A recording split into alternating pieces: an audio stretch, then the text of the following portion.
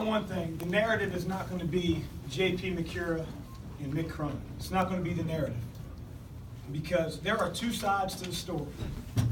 There are two sides to the story. There was a reason that their coach was issued a technical in the game. There's a reason for that. I know that reason because the official told me what happened.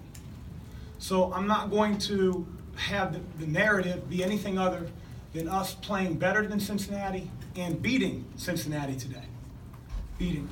As far as he would never play on my team, I'm going to go back to 2009 and 2010 when I was the head coach.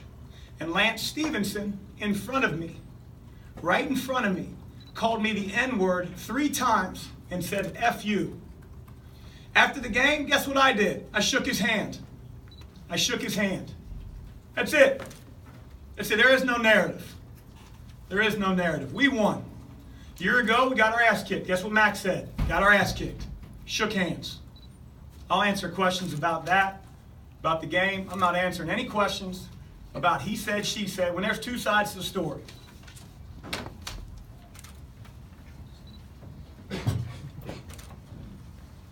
Chris, it seemed like you guys had about as good of a start as you could have had. It could have won it in the first 8 minutes or so. Did you feel like everything that you had put into play was clicking and you were able to keep UC off their game? Yeah, I mean, I thought our guys came out and played with great energy. You know, I was super excited that that energy didn't spill over to turnovers and wild shots and bad moments. I think it was placed in the right spots. We were fronting the post. We did not let them get an offensive rebound in the first 4 minutes of the game, which, man, it's all we preached for 3 to 4 days in the lead up. And if you can keep a team like Cincinnati off the glass and take care of the ball, which we didn't do the last 6 to 7 minutes of the game, if you can do that, you give yourself a chance to win. And that's what we did today.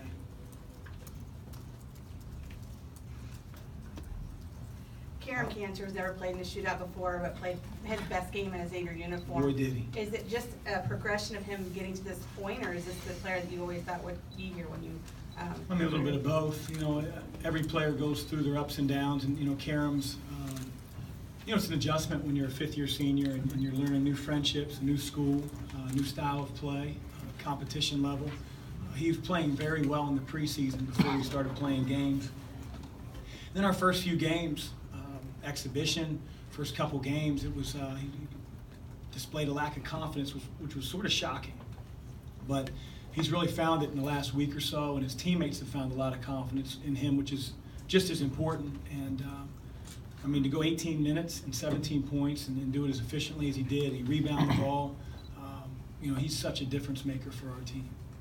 Chris, the first 25, 28 minutes were comprehensive from you guys, and then you kind of had to grind it out over the last 12, 10 minutes. What do you think was the key there down the stretch? The grinding it out? Yeah.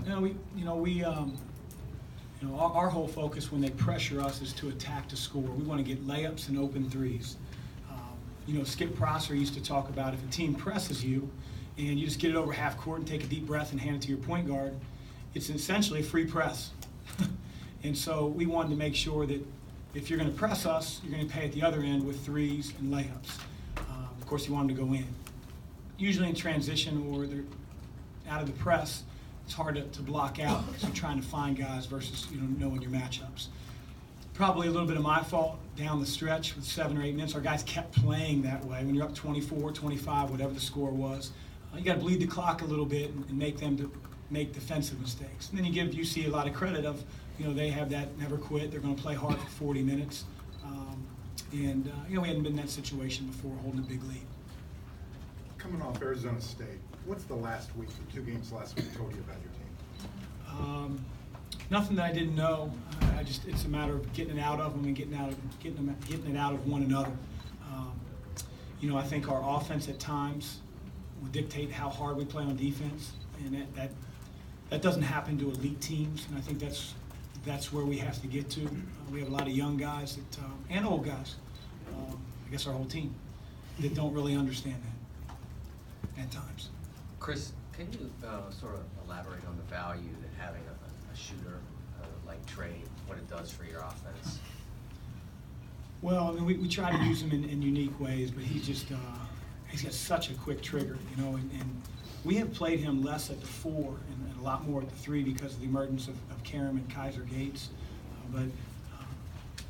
You know, when you have a guy that is prolific of a three-point shooter as Trey is, you know, it helps the other guys because their guys are so attuned. And